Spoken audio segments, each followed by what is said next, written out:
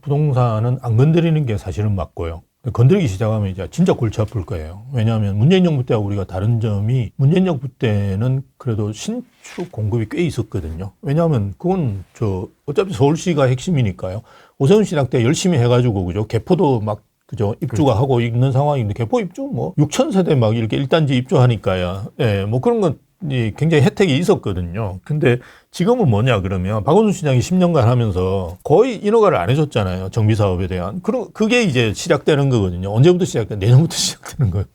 그러면 제가 예상하기에는 한 10년 동안 없을 거예요, 공급이. 왜냐하면 10년 동안 안 내줬으니까 이게 뭐 하늘에서 뚝뚝 떨어지는 것도 아니고 우리 김현미 전 장관께서 이야기했듯이 빵으로 굽어내는 것도 아니고 이게 정말 골치 아프거든요. 그래서 10년 갈 거예요. 저는 뭐 2030년 훌쩍 넘어서도 간다고 봅니다. 근데 이제 강의하러 가면 또 조심해야 되니까 한 30년까지는 가지 않겠습니까? 그냥 이렇게 그냥 조심스럽게 이야기하는데, 예, 공급 부족이.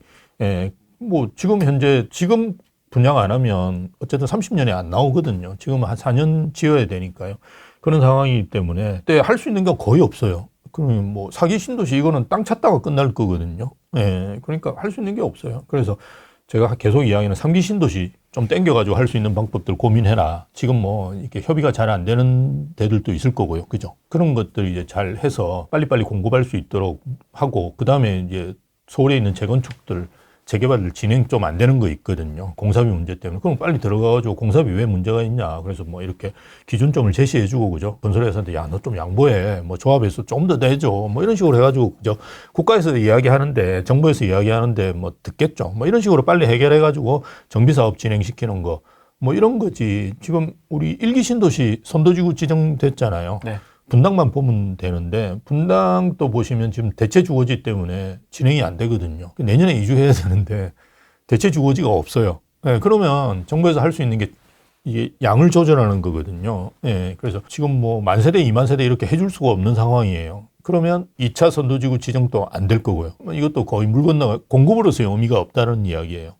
뭐 본인들은 이제 1차 선도지구 해서 내년부터 이제 이주시키고 착공하고 뭐 이런 걸 계획을 세웠잖아요. 이게 지켜질 가능성이 없거든요. 지금 성남시에서 제안했던 대체 주거지가 주민들 반대로 다 묵살됐고요.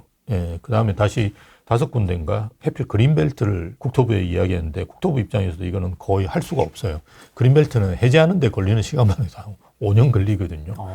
예, 그리고 제가 볼 때 뭐 환경론자들 다 반대할 거니까요. 할 수가 없어요. 그래서 국토부에서 야, 안 돼. 이렇게 그냥 통보를 했어요.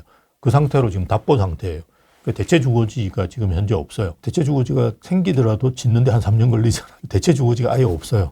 그래서 조금씩 할 거예요. 뭐 3,000세대, 5,000세대만 한 단지만 먼저 하고 그 다음 단지는 좀 기다리라 하고 뭐 이렇게 진행될 거예요. 그래서 1기 신도시 선도지구도 지금 공급으로서의 의미가 없어요. 그러니까 뭐 공급으로서 의미가 있는 게 거의 없다. 이렇게 보시는 게 저는 맞다고 봐요. 조금 우리가 고민해야 될 부분은 빨리 할 수 있는 게 뭐냐. 연립. 빌라요? 빌라는 6개월 만에 할 수 있거든요. 그래서 뭔가 연립에 대한 혜택을 주는 것 외에는 방법이 없지 않을까. 그래서 정권 하반기가 하면 뭔가 연립에 대한 부분들도 뭔가 대책이 나올 수 있지 않을까. 왜냐하면 지금 비아파트 중에 지을 수 있는 게 연립, 그 다음에 우리가 오피스텔인데요. 오피스텔은 한 2년은 걸려요.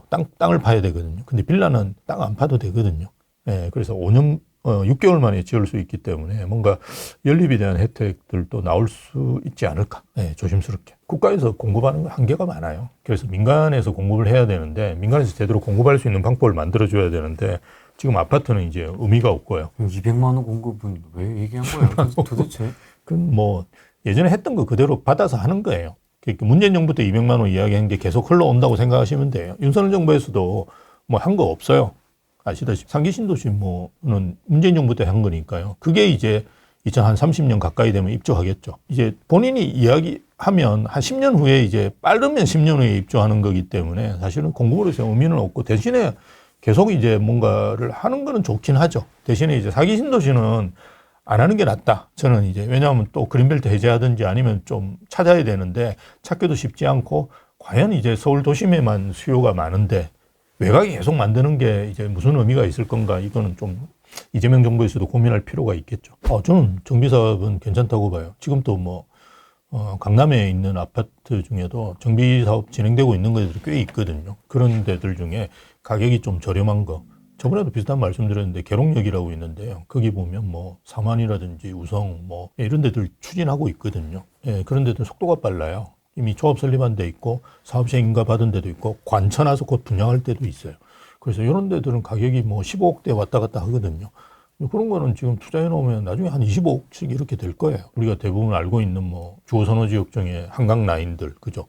이런 데들, 마포, 성동, 광진, 뭐 동작 이런 데들도 보면 동작도 흑석 뉴타운 같은 경우 9단지하고 11차인가 9차가 구역이 아마 진행을 하고 있을 건데요.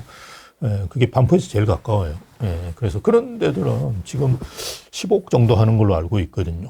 그런 데들 투자하면 괜찮죠. 이거 곧 관천하고 뭐 분양하고 이런 정도로 속도가 빠르니까 네. 예, 그런 건 되는데 문제가 뭐냐 그러면 이제 뭐 조합 설립하려고 한다. 그래서 요즘 이제 마포 쪽에서 제일 많이 물어보시는 게 성산시형 아파트.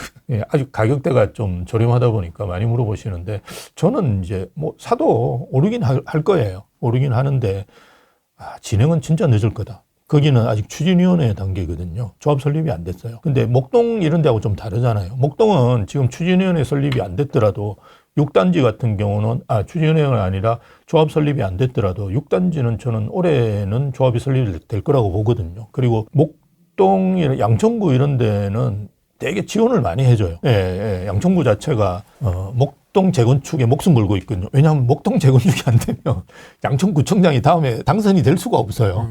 예, 그리고 이건 구청에서 하는 거거든요. 그러니까 목숨 걸고 그냥 하고 있어요. 그래서 속도를 엄청나게 땡길 거예요. 그리고 최근에 뭐 목동 엄청 올랐거든요.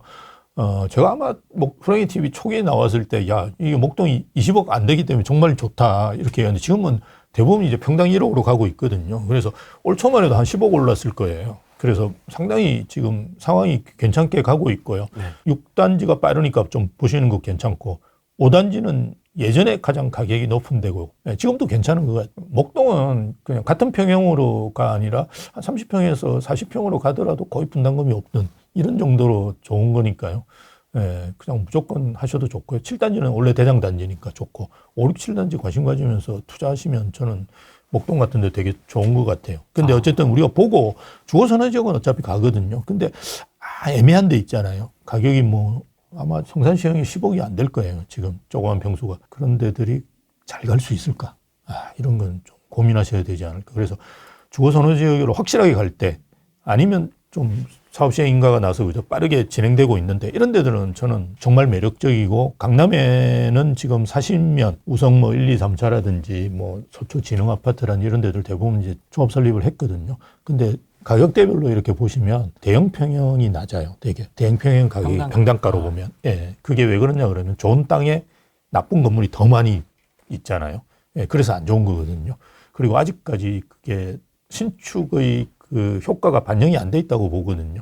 그래서 그런 것들은 저는 되게 좋아요. 계룡역에 있는 아파트들은 보시면 30평대나 40평대나 50평대나 가격이 거의 같아요. 1억 차이밖에 없어요.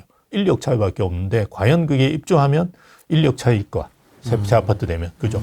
그래서 좀 대형 평형 사시는 것이 좋고 대형 평형이 이젠 뭐 송파니까 거기도 들어가 사셔야 되잖아요. 몸테크 하는 데는 자기가 30평 살다가 40평 들어가면 괜찮아요. 홈테크 할만해요. 대형 평형 많이 사시라고 이야기를 해드리는데 그건 뭐 본인 여건에 맞는 걸 사시는 게 좋겠죠.